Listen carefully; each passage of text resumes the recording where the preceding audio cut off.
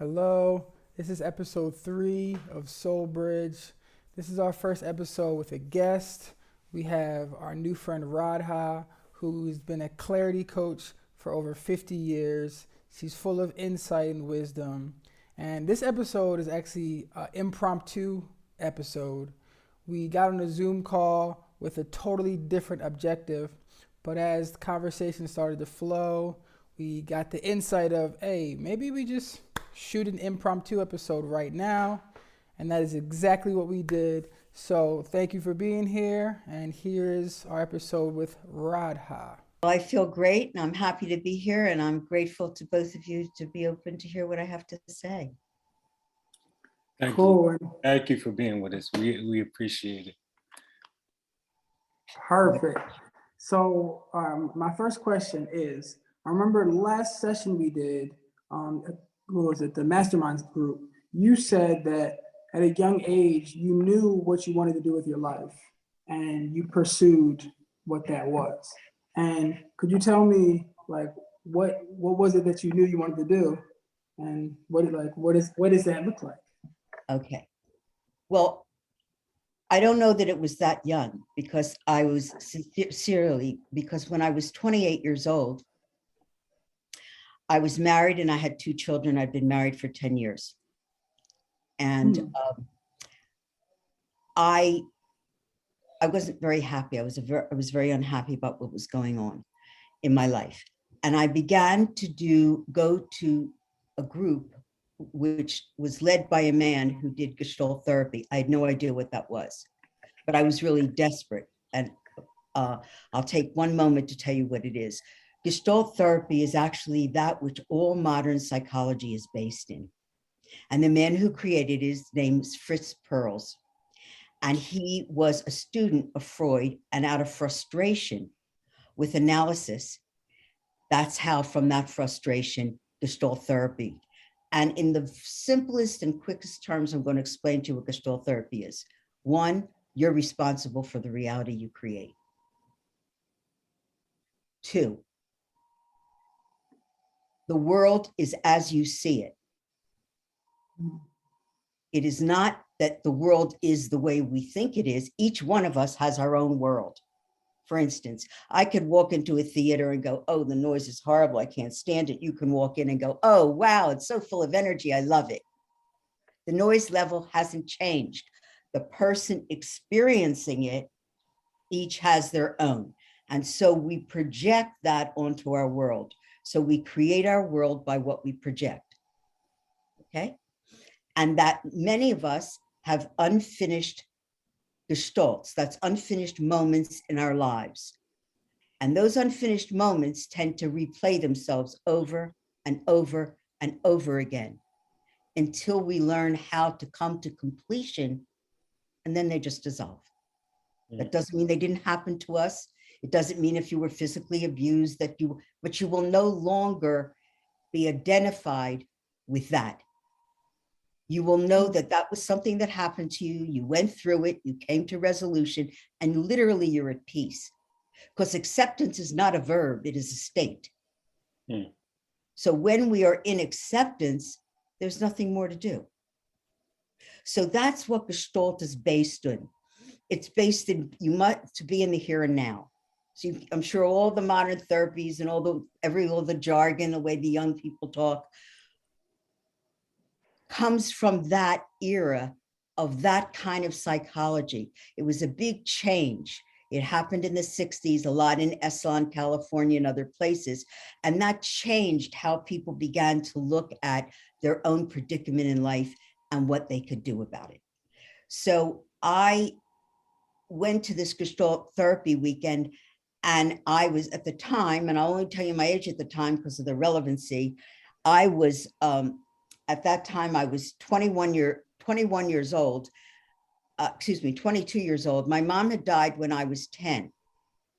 And I was sitting in the group telling them how unhappy I was in my marriage. And the leader of the group looked at me and said, you just have to bury your mother. And you know how your eyebrows are going up there, Ian? Well, you can imagine. What? Okay. So 11 years later, he sat me in front of this group of people, And I went through what I now know was a complete gestalt, and went through all the emotions that I went through. And then I closed my mother's coffin, and I was done, and I was at peace, and I became a different person. So that's how come I know it's possible, because it happened to me. And I didn't know in other words, it wasn't like I had an idea. I had no idea what Gestalt was. I'd never met the therapist. I walked into this group. That's how desperate I was. Didn't know a single person, including the leader of the group. Wow. So when that happened, I guess from a spiritual perspective, you would say, I had a consciousness breakthrough. It's literally, everything looked different to me. I don't know any other way to say it. Everything was different. My life was different. The way I related to people was different. I went back to college at the time. The people my age seemed old. And the way they thought, I thought, oh my God, how can they think that way? And I started hanging out with people who were 10 years younger than me because they were thinking the way I was. Okay. So that was a gift. That wasn't anything if I did something to get that, I have no idea what that was. And I would say most of the things that have happened to me in my life, I'd have to say is a gift or the grace of God. I don't really know. Okay. It's not like I did ABC. And then after that happened, now this is the funny part, but true. I went to see the live musical Hair at the Dorothy Chandler Pavilion in Los Angeles, which is a very fancy theater. And I had an epiphany. And I didn't even know what an epiphany was. But when they began to sing the song Hair, I knew these were my people, because they thought the way I thought. And my whole life, and you have to remember, I'm 28 years old. In my whole life, I never met anybody that thought like me. Not in my family, not in my friends, nobody. And that was basically the end of my marriage and the end of my life. And when that happened, that's when I started doing that group. And that's when my whole life started to open. And it was at the end of that time that I heard about Maui. And we're now talking about 1970, 69, 70. And I'd never gone anywhere alone. And I got on the plane and I flew to Maui, and I lived there for 6 weeks, and my life was changed forever. I came back in San Francisco. My roommates were going to therapy. The therapist asked to meet me. I went in to meet this man. He was the head of the Gestalt Institute, the International Gestalt Institute, and the president of the San Francisco Gestalt Institute. And he said, do you know what Gestalt therapy is? And I said, well, not really. Someone once gave me a book and told me that's who I am, but I didn't read it because the book was called In and Out of the Garbage Pail, and it didn't appeal to me. And that's really the truth. And he said, well, you're doing it with your roommates. And if you would like to earn a living at it, I will take you on privately for an intensive training, because you know more than the people who come to me, which usually already have their master's degree and their PhD. You just don't know what it is you know. So of course I said yes. And that began a 3 months intensive training where literally I was working in my dreams. So it was at the end of that time, I moved to Maui. So I knew what my passion was. It was a gift that was given to me. My work was to assist other people into coming to clarity, so they could finish with their unfinished business and allow themselves to be the radiant beings they truly are. If I can ask, in your formative years, did you have any type of spiritual or religious kind of upbringing or teaching at all? Was that in your realm? Well, I was born into a family that was Jewish, and my grandmother was Orthodox Jewish. And when you went to temple, the women sat upstairs, the men sat downstairs, and it was all in Hebrew. I never understood a word that was being said, but this was my experience. My parents sent me to Jewish, like Sunday school, right? I was 5 years old. I had 3 older sisters, okay? And I was very curious. I really wanted to know. So I would raise my hand. After the first class, the teacher, whoever it was, told my sisters I was not allowed to come back to class anymore because I asked too many questions. Okay. So obviously that wasn't going to work for me. Now you have to put everything in its time frame. You understand? That was a long time ago. You know, I'm 5 years old. I'm born in so that's 1946. Okay, because I'm a December baby. So you have to put it in the psychology of those people at that time, not in today's psychology, or you will judge people unfairly. You understand what I'm saying to you? Okay, thank you. So I did go to temple, but I was not attracted because they said that the chosen people were Jews and everybody else was over there. And I knew in my little child's heart that that was not the truth. That's it. This was not for me. Yeah. So I never followed any of it. I mean, of course, there's all the Jewish holidays and my family didn't. I did. So I never had any of that. However, my dad, when we were poor, which we were often, would make it Christmas time around religious Christian pictures like of Jesus or Mary and that kind of thing. The frames would be glued with sparkles. And I don't think I was more than 6 years old or something. And I got to do it. And I got to do this around Jesus's picture. Okay. And I know in my heart that I've known all my life that Jesus was a saint, just like a guru is a saint. And I knew it. I could never talked about any of those things because obviously that wasn't the environment I was in. But so no, I had no spiritual upbringing, except I just knew certain things. I knew in my heart that we were all the same and nobody was going to tell me different. And if you knew Philadelphia, and I went to Overbrook High School, and this was the dynamics. Well, Chamberlain, okay, that was my sisters. Even he was older than me. My grandparents went to Overbrook. How about that? They did. They still live right across the bridge. I lived right across the bridge in Winfield. Wow. Okay. So what? In case they graduated when I did, I graduated in 1958, June of 58. Okay. So just in case, if they were in my graduating class, you got to tell me that. That'd be crazy. I think they may be a little behind me, but I'm not sure. But I'm definitely going to investigate further. Okay, because now you're going to love my dynamic. Okay. Let's go. Because he asked me why religion. This is what developed this is who I am spiritually. What's really? And so in my school, it wasn't a normal dynamic because 50% of the kids were Jews. 35% of the kids were Black and the rest were white Christians. So they were the minority. Okay.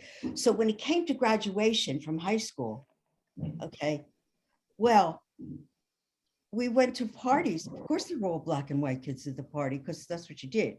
Well, my family would not allow me to have a party at my house. When I said, what do you mean? Are you afraid the color is going to wear off on the sofa? Okay. Well, they didn't appreciate my attitude. So I said, then I wouldn't have a party at your house. I don't want to do it. So I want to put you in the headset of 1958. We're driving from party to party and you all just pile in, you know, the way kids do, except there was a police car. And the Black guys who understood these things that we didn't, being white, said, get down on the ground. And afterwards, they explained what would have happened to us and them had the police seen, I mean, there were white guys in the car too, but the police seen white women and Black guys in the car. Okay, so that made me read a book called Black Like Me. I don't know if you're familiar with this book, but it was written a very long time ago by a white man who's a newspaper man who made himself Black and went and lived down in the South because he wanted to know what it would be like. And it's called Black Like Me. And I'm sorry, I don't remember the author's name. It was an amazing book and it affected me for the rest of my life. So this is how I became who I am. So I wouldn't call that religion. I call it more becoming human. Yeah. And then I met my teacher on Maui, Swami Muktananda, and his teaching was see God in each other. So that seemed to be all the work I needed to focus on. Wow. Okay. So I feel like so many questions came in my head. I gotta bring it back to the origins of Philly though. So when I met you, I heard that you lived on Maui for 50 years, which like, I want to learn all about that. And then I also you mentioned living in Vegas and San Francisco. But then now I learned that you grew up in Philly, which is where me and Joe are from. And thinking about Philly in the 1950s is kind of like bizarre. Just like it's very interesting. But like, what was your path? You were born in Philly, and how did you get to these other places? Well, I was born in, my father could never stay still in one place. I was born in Philadelphia, but we lived in Miami Beach, Florida, and we lived in Southern California. Okay. Okay. Good And places. I'm only 8 years old. Hmm. Okay. Then we went back to Philadelphia because my mom got leukemia, and my mom died in Philadelphia when I was 10. And that continued my father going here and there. I went back to Miami Beach with him. Then I stayed in Philadelphia and lived with my sisters. Then I went to UCLA. And I got married and started my life there. And I lived in California until I got divorced. And then I moved to Los Angeles area until I got divorced. And then I moved to San Francisco for a year before I visited Maui and then moved to Maui. Wow. Wow. I do have a question for you.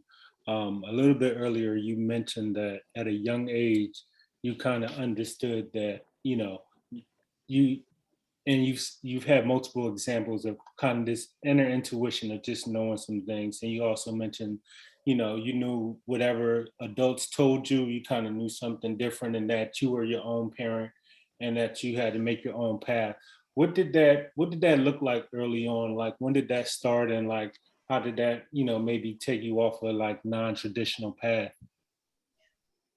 Well, first of all, I want to say my sister Bernice, who passed away a couple of years ago, who was 7 years older than me, showed me what unconditional love is. Mm. You know how a child loves. Well, she was really my mother in many ways, even though she was my child. So I was blessed beyond belief to know what it was to just be loved. Okay. Yeah. No, wrong, right, different, bad, self, like that. Okay. Mm-hmm. So that to me is one of the greatest blessings that anybody can be given. Mm-hmm. And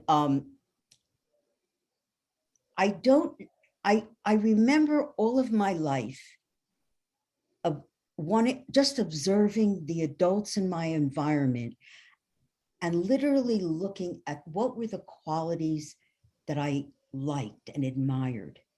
Mm. I didn't have to look for what I didn't like, because believe me, it was around me. Mm.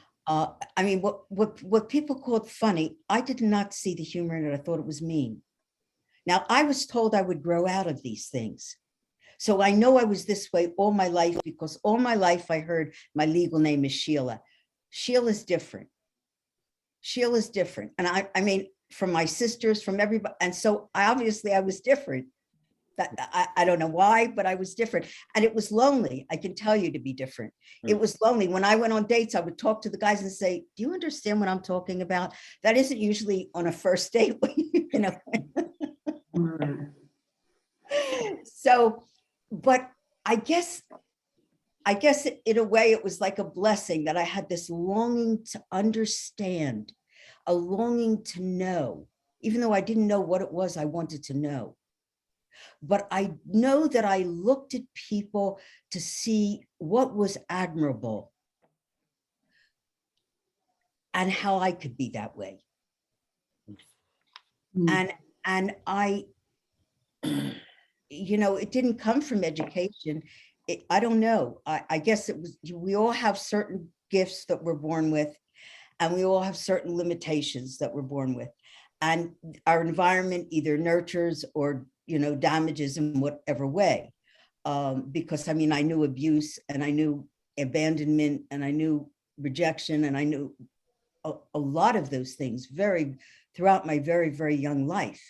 But instead of making me bitter, it made me compassionate. I don't know why. It does not that I don't get angry or anything like that. I'm not saying that, but it made me want to understand, why would people be so awful? You know, I can remember babysitting at 17, listening, I think his last name was Duke, David Duke, the head of the Ku Klux Klan, right?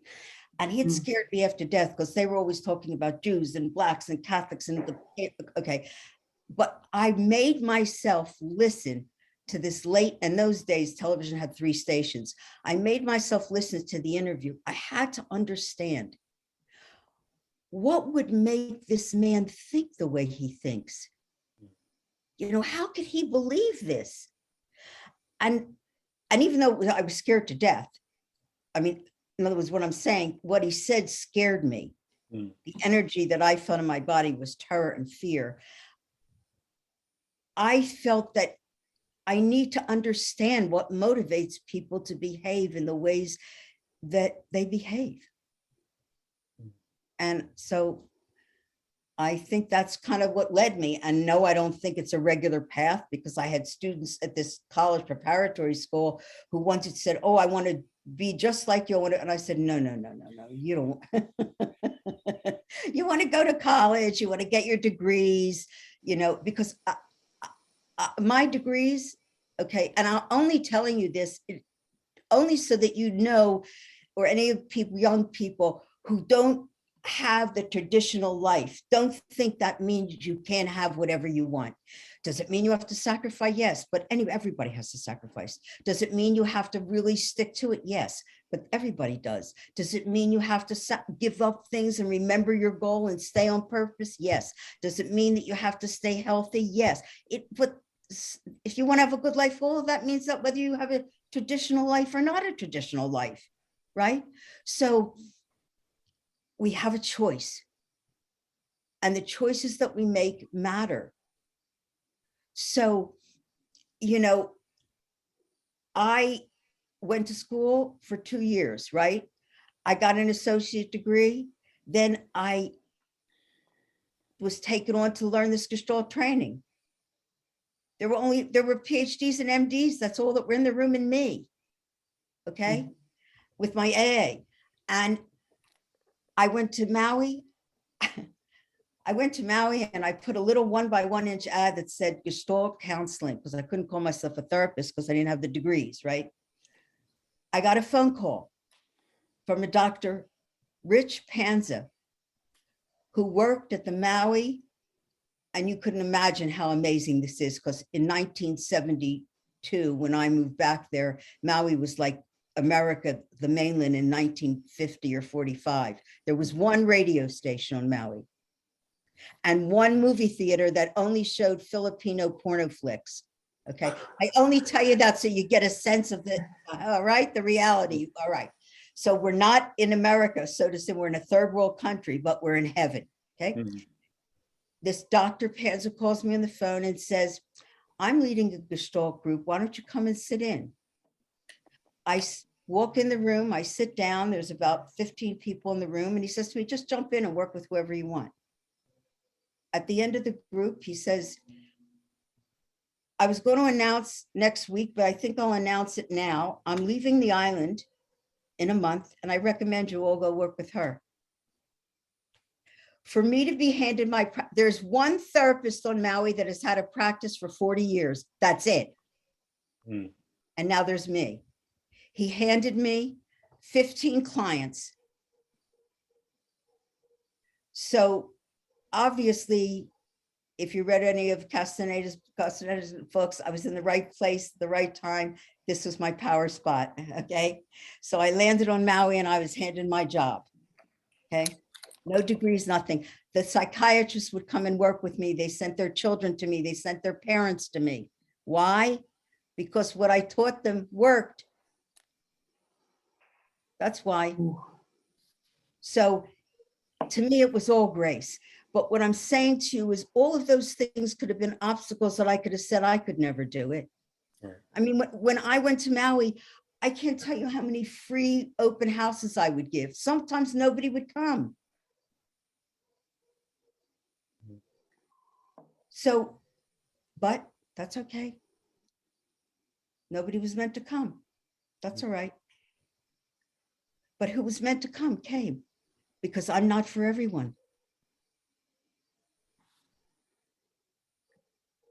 That's really a divine synchronicity that if I've ever heard one. That's amazing. That what you just moved there and yeah, that's like God giving you a gift. Like Yes, here's that's why I this. say it's all grace. Mhm. My entire career is grace. If people come work with me, it's grace. If I don't have clients, it's grace. I cannot own, and I'm sure that's why it was given to me this way, so my ego couldn't get in the way. I can't take ownership of this, believe me. I did eventually, by the way, get a bachelor's degree and a master's degree from Columbia University, in those days, a college without walls. And I wrote a thesis on a program that I had already created on Maui. And they said, I said, I don't know how to write a thesis. They said, go to the library and get a book on how to write a thesis. You've already done the work. You just have to fill in the blanks. Mm. Wow. And I'm only telling you guys this so whoever hears it, who maybe doesn't have the education they think they need, or doesn't have the parenting or the parents that gave them the respect or the motivation. I never saw my parents read a book. I'm an avid reader. Mm. This could be an excuse or it could be a motivation. You see what I mean? Yes, Yep. definitely. I want to ask you more about like you getting this kind of falling into this practice.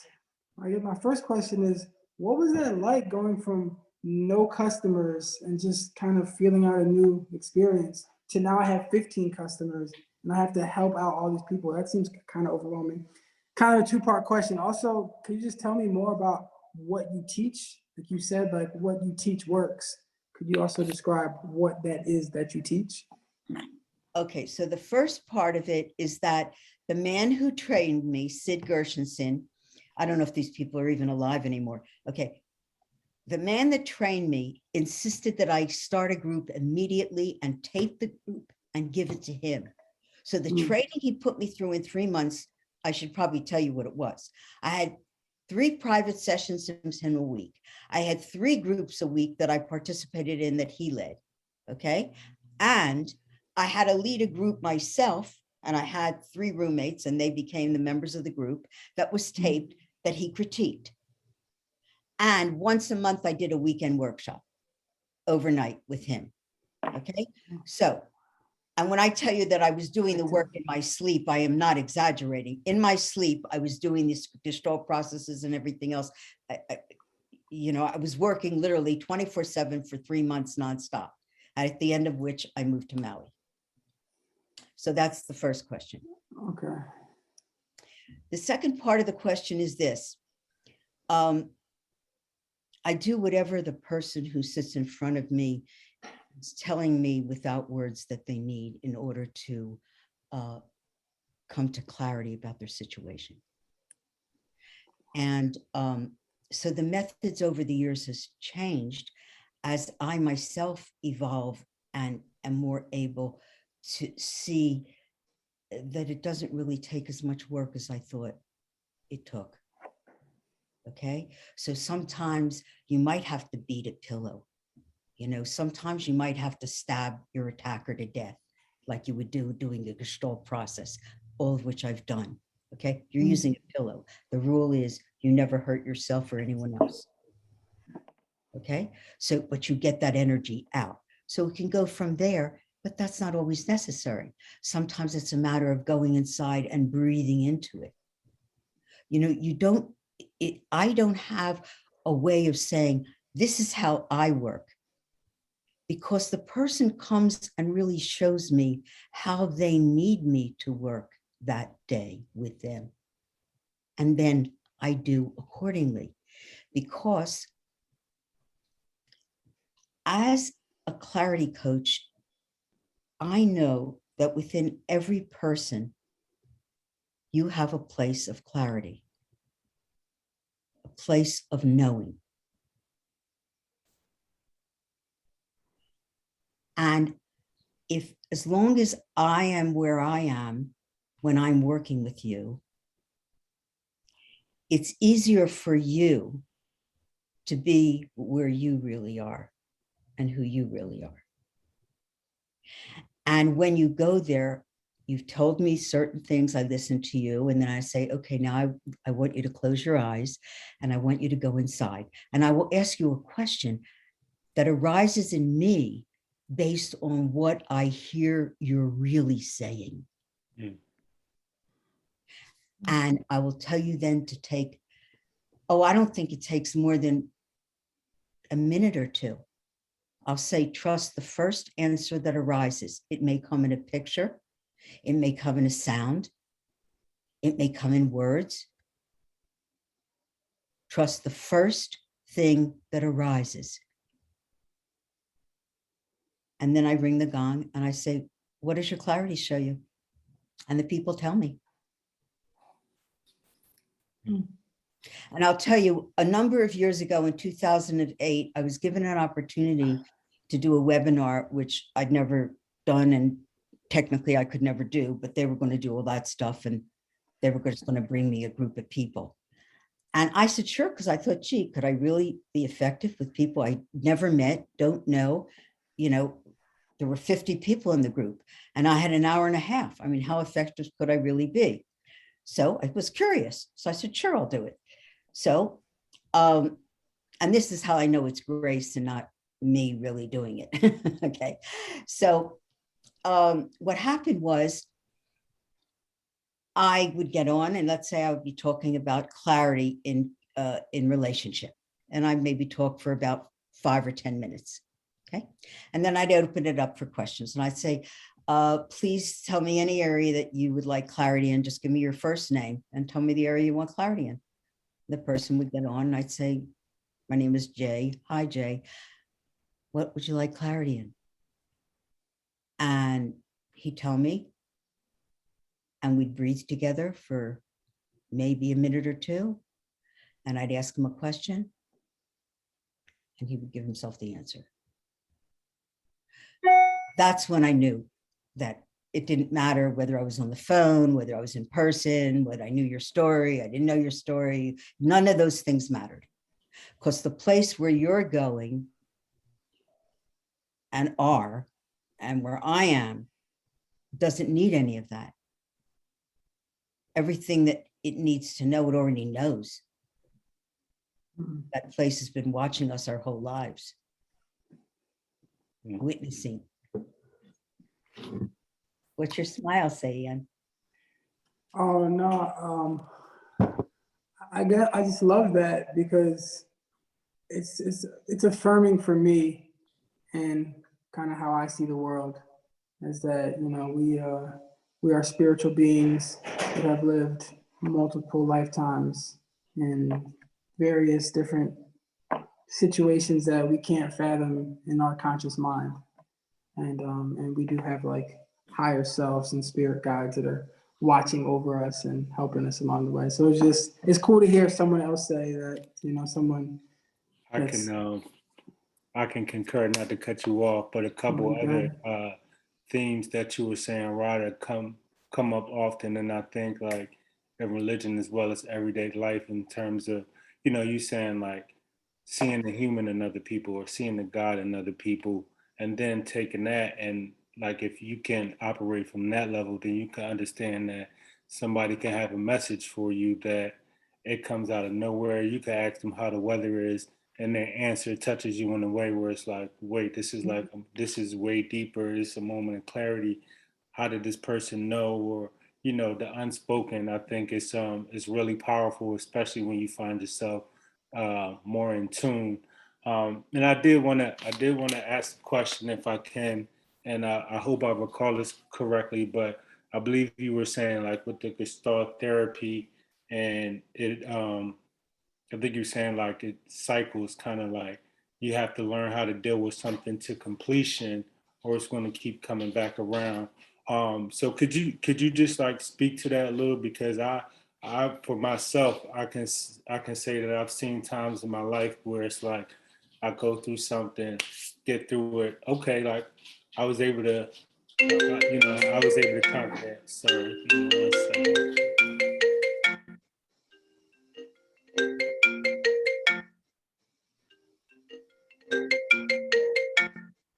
It's cool. We can edit that. All right, yeah, we would.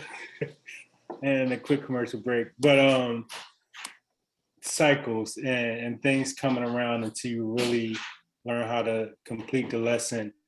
Can you like talk to like how you've seen that show up in, maybe your life or others' lives, where it may be the cycle may look different or may be applied in a different area, but it's all the same lesson?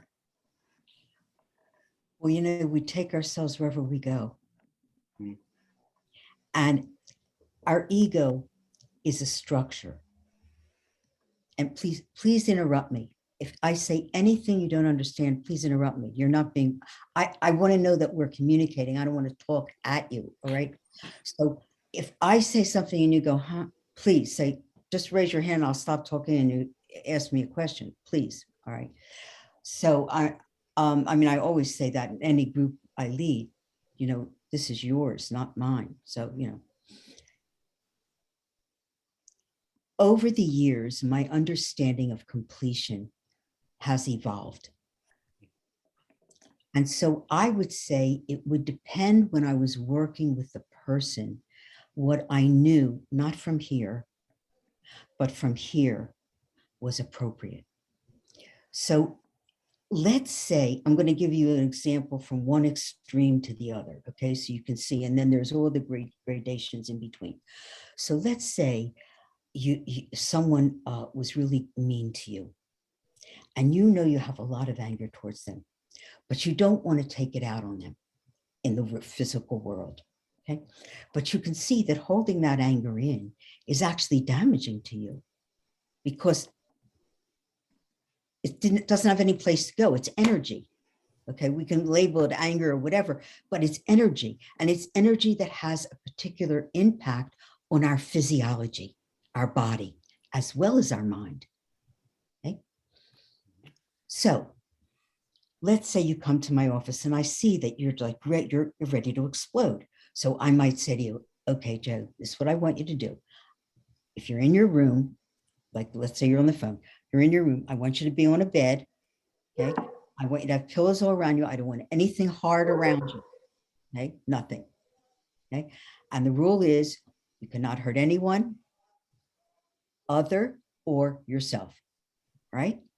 You're going to take a pillow and you're going to see that person that did you this harm. And you're going to say everything that you've ever wanted to say to this person. You're going to hold nothing back, but you're not just going to say the words. You're actually going to get in touch with the anger. You're going to let yourself be feeling that anger so that you can release it. And even if you get to the place where you're just going, I hate you, I hate you, I hate you, and you're hitting that pillow, and after a while, it'll dissipate on its own, on its own, on its own, on its own. And it depends on how far you can go in the process. If you go over to the end of the process, where it just is released and understanding from your true self begins to bubble up and you understand things intuitively, you have a knowing, then you're done. And doesn't mean you won't be triggered. Life is going to test you to see, are you really done? You see what I mean? It's not like a punishment. It really is like an invitation to be the most you can be. So, okay, are you done? Are you really done? Okay, good. All right, you're done. Wonderful. So you see you're triggered. Oh, and you go, oh, I know where that's coming from. So the level of my emotion isn't really about that man who just said a jerky thing that triggered that experience. You see what I'm saying to you? But it no longer triggers this feeling, because that level has been dissipated, energetically released. Okay, so that's one way. Now I'm going to move you all the way over to another way, right? And another way is getting in touch with the fact that when you, let's say you're in that angry space that you just want to kill the guy, right? Are you aware you're in that angry space, Joe? When you're in it?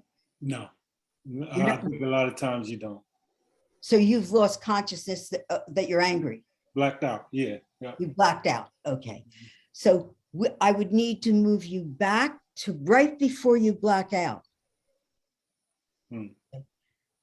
Before you black out, because when we black out, it means we've totally surrendered to our ego identity, which is built on beliefs, projections, experiences, all of which are malleable and not real. Real meaning always real.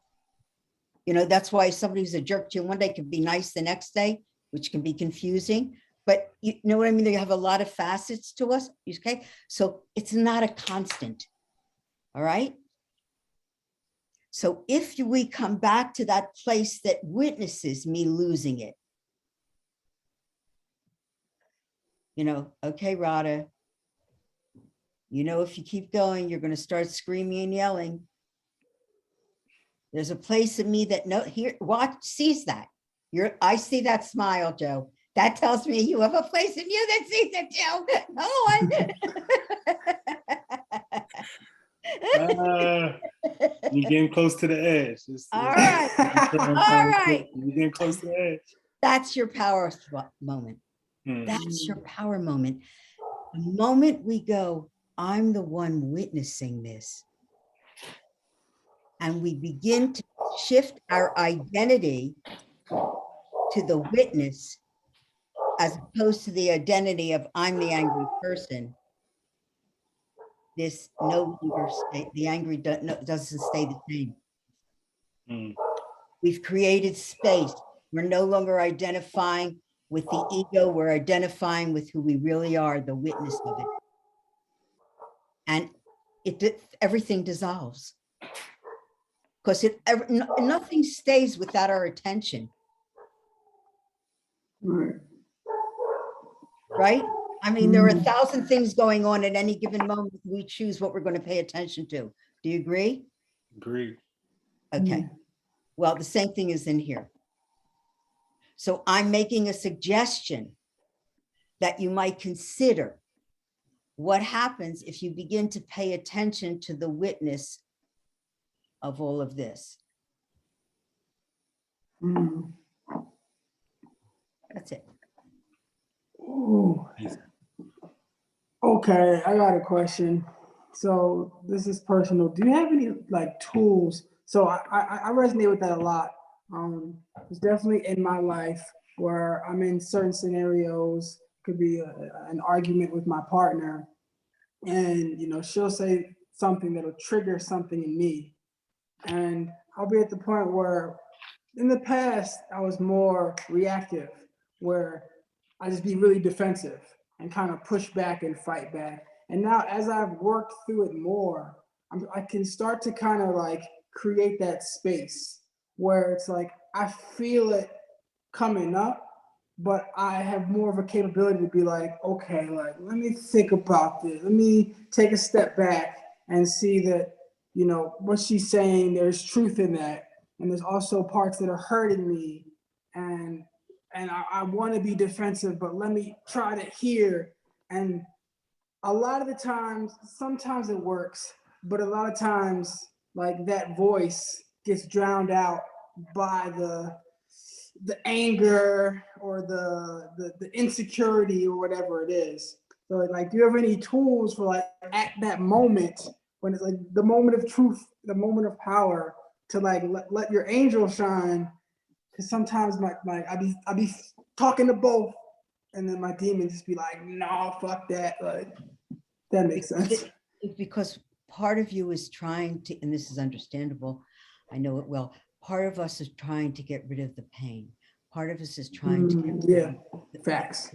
I don't want this to be happening. I don't want to feel this way. Remember, what you resist persists. That's how we started tonight. Mm.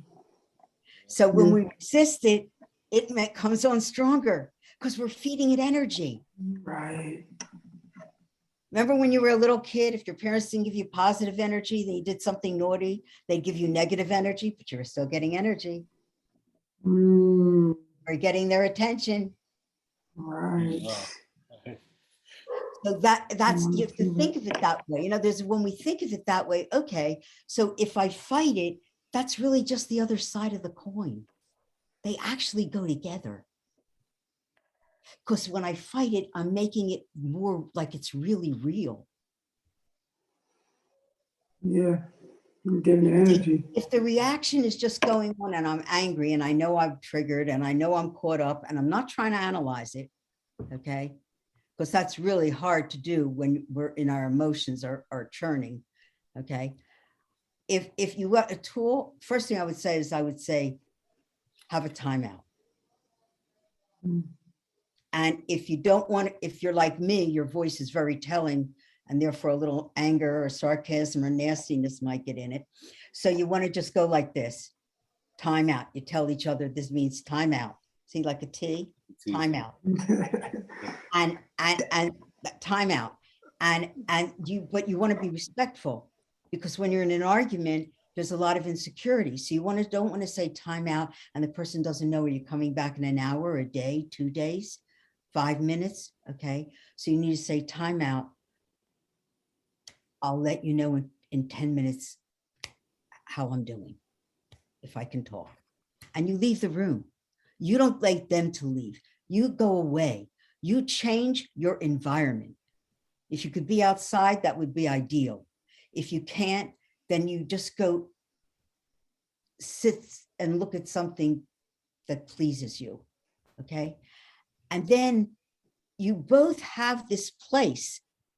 I'm suggesting you don't fill it with trying to get better. I'm suggesting to you that perhaps nothing is wrong and the ego is being the ego. And our only responsibility is to begin to pay attention to the witness of how my ego is acting out. And when I begin to do that, less and less energy is going to the acting out ego, just automatically. So you just both agreed that the more energy you give it, the stronger it gets. Well, guess what? The less energy you give it, the weaker it gets. Until it's possible, it just dissolves. Then you can have the clarity to sit down and write or think about what you learned and what wisdom you want to gain from this and like that. That you asked me for a tool, that's what my tool would be to you. Thank you. I appreciate that. I definitely I'm going to incorporate the timeout for sure and try to, I feel like a lot of what you said, I've been trying to work on. So that's a nice tool. Thank you. We got a couple more minutes. What up, Joe? You got anything else? I do have a question in terms of your coaching that you're currently doing in terms of, clarity coaching. I'm sorry, I lost the word for a second. In your clarity coaching, are you seeing something in people, and I'll just say people in general, and you can, maybe divide it generationally or however, are you seeing like some common themes that are kind of getting in people's way where they're like holding themselves back, or there are hurdles that they're having trouble over? Is it a wider range of things, or is it really boiled down to a few simple things that people get hung up on and aren't able to, get by? Thank you. I think that the human condition remains the human condition. It doesn't change much. We do seem to evolve, but I don't know. Our evolution seems to go like this and then like this and like this and like this, like this. But I believe that we are moving in a more true direction. True in the sense of human. towards our, not only each other, but, our environment, for no other reason but necessity. And hopefully in the nick of time, we're going to make it. But to answer your question, I think our issues always boil down to a few basic core issues that really have like wrapped around them stories, okay, history, projections, rules from authority figures, whether it's parents or school or church or temple or wherever, or mosque or whatever it is, okay, society, like now, like I just told you about my sons, they're not allowed to say they're female employees, what a nice dress, or you look nice today. They could be accused of sexual harassment. I mean, people are afraid to say anything. Obviously, that means we're living in a time of great fear. And people are afraid their whole life is going to be canceled for some dumb thing they did 40 years ago. Think about all the young people who are into that, what their children are going to do to them. It comes back Sorry. around. Comes back around. No, that's real. What can I tell you? I mean, if you're teaching people this, and this is what you're telling them is the way to live, and everything else is wrong. I mean, okay, I have never used a slur in my whole life. You know why? Because when I heard them, my back tightened up and I got really uncomfortable inside my body. I didn't need them to tell me not to use a slur. Okay, so I think when you start canceling people, and also like, that's why I kept telling you guys, remember, you got to put me in my time frame. So I was raised with all this prejudice, right? But I watched my family evolve to, one son married a Filipino girl, another son married a Mexican, another son married, oh, I'm probably doing the wrong words. Okay, but you know what I'm saying? I'm sure I'll do all the wrong words with all the good intent. You're going to get canceled. Yeah. It doesn't matter to me. Yeah. Anyway, so I don't know if I answered your question, but I think we're basically the same human beings. Only I do think that we have accelerated so much in my lifetime. Okay. When TV started first being shown, with magnifying screens this thick in front of them, till now, where everybody has their own movie screen that they walk around with, things happen fast. And I don't think it gives young people the time to assimilate or appreciate or digest, and therefore really reap the benefit, even of their own experience. And that's sad to me. Agreed.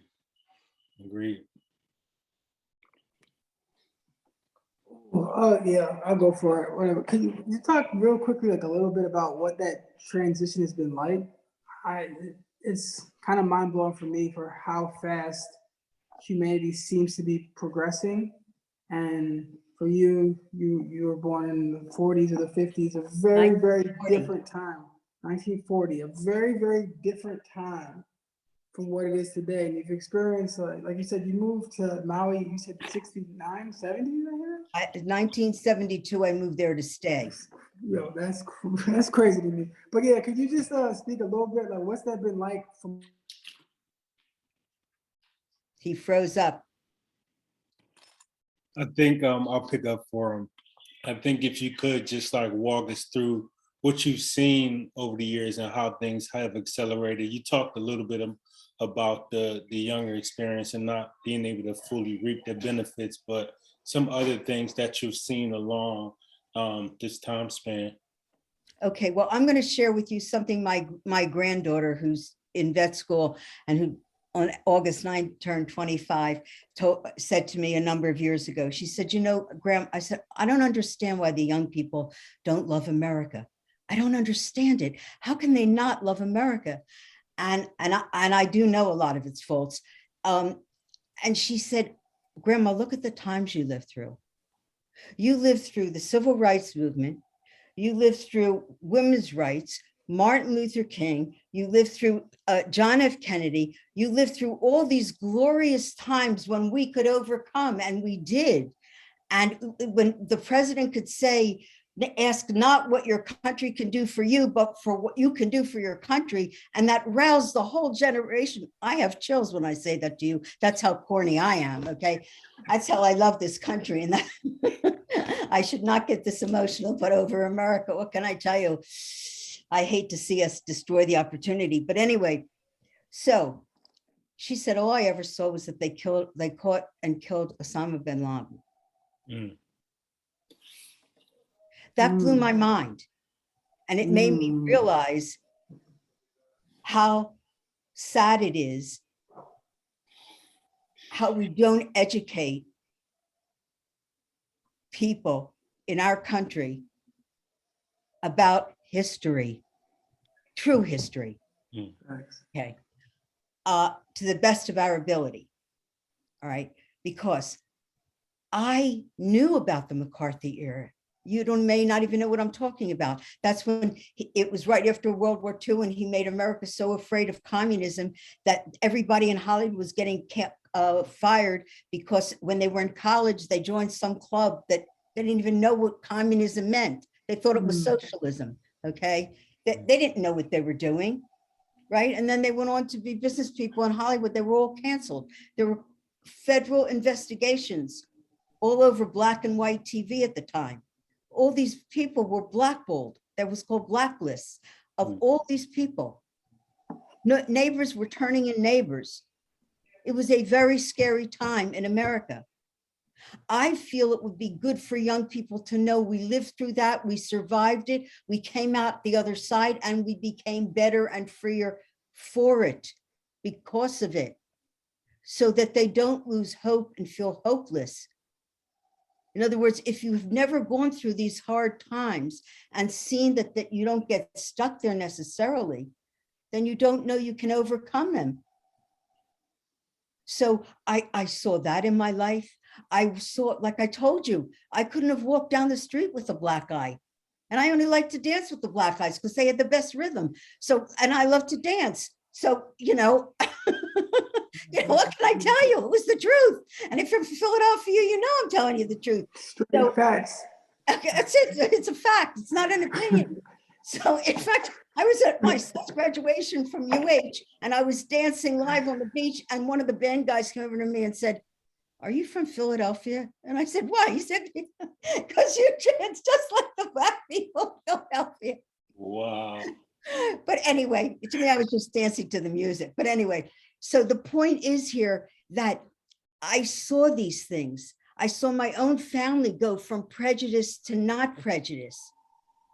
I saw my own family who would have considered a gay person like, oh my God, like the curse of the devil or whatever, to, well, so what? Who cares? So when you see this, you see that people can change their mind, and a lot has to do with education. A lot has to do with teaching people the truth. And when you teach them the truth, not everybody comes to the same conclusions, obviously. However, there's enough of a consensus of what the truth is, you know, that we're not having absurd arguments about whether the election was a fraud. Almost 2 years after, you know what I mean? And so, and things that will destroy democracy. Forget whether you're Republican or Democrat, democracy is really at risk here. And I'm very worried, not really for me, but I'm worried for you guys. I'm worried for the young people, because it matters what you lose. Freedom is much easier to lose than it is to get. And I shouldn't have to tell you guys that. Okay, you're still trying to get your freedom. And do you know they still haven't passed the Women's Right to Vote Act? All the states haven't ratified it yet. Just thought you should know that. Crazy. I didn't know that. Crazy. Wow. Wow. So you're ahead of us, unless you're a black woman. Right. Yeah. Yeah. And it really gets real. Yeah. So Yeah. in other words, what I'm saying to you is you need to put things in perspective. We're in very dark times right now. We're being really challenged on many, many levels, and democracy is being challenged. I remember, you're not going to remember this. Now oh God, I can't remember his name. It just slipped my mind. He was from the South and he ran for president, George Wallace. And it scared me to death. He was the most prejudiced, bigoted. It was when they were trying to integrate the schools, and he was one of the ones standing there in front of the doors. Okay. And he ran for president. Someone shot him, paralyzed him, and he stopped running for president. And he also had a bit of an awakening from that moment. So what I'm saying to you is we have known very dark, scary times. This is not the only dark, scary time that we've ever known. But that doesn't mean that you give up. And it worries me when I hear my granddaughter, she's a very intelligent, caring person and everything, and she does not have that kind of attachment to America. She doesn't see what there is to love or embrace. Not because I think America always does the right thing. Believe me, I know America doesn't always do the right thing. All you had to do was go to school and learn all the Native Americans were savages, and then learn the truth to know that, whoa, I've been lied to. Okay, so I'm not saying they teach the truth, right? Or whoever knew about brilliant women or brilliant Black people. I mean, you didn't learn those things, okay? But it can be corrected. Just like they can take the books out of the library, enough people caring about it could get more books put back in the library. It's just that the people who want to take them out are more fired up to action. Mhm. I'm sorry. I don't mean to be preaching. It's just that, you know, I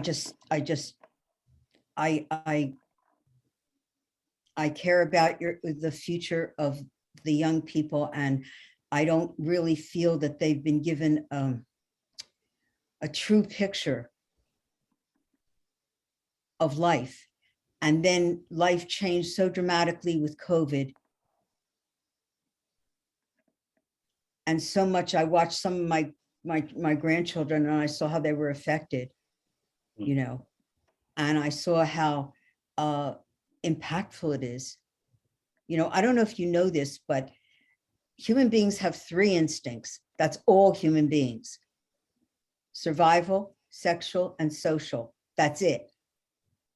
Well, our social instinct has been whacked. Yeah. And I hope they're studying the effects on little children and young people, because it has an effect. And I think that's a lot of the anger that you see in society right now, and a lot of the rage.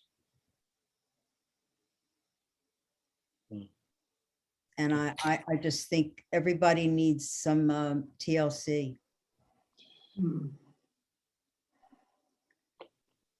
That's for sure. That's for sure. Wow. Yeah, wow, right. So How you thank feeling, you. Joe? I don't know if I answered, really don't know if I answered your questions or not, but Yeah, hopefully. this was an amazing talk. We certainly appreciate your time. You know, this is something we got together for another purpose today, but you know, you got to go where the spirit goes. So I'm glad that we were able to dive into it. Thank you so much for sharing your knowledge and wisdom with us. And we do appreciate not only that, you know, we come together to gather for one reason, but to have this discourse like across generations and whatnot, and kind of fill in the understanding gaps that we may not have context for or what have you. It was a great time. We certainly appreciate you. Well, thank you, and I appreciate you even being willing to listen. And I'm glad I know that I had a wrap there. You got the bars. You dropped some bars. Yeah, you definitely Rap all music. facts. You dropped some bars. Oh, facts. And yeah, thank you so much. And you know, some of the things you said in the last question you answered, or the last thing you said, you know, sparked so many more discussions and ideas. I absolutely love listening to you talk, and I feel like a part two is definitely a high probability in the future.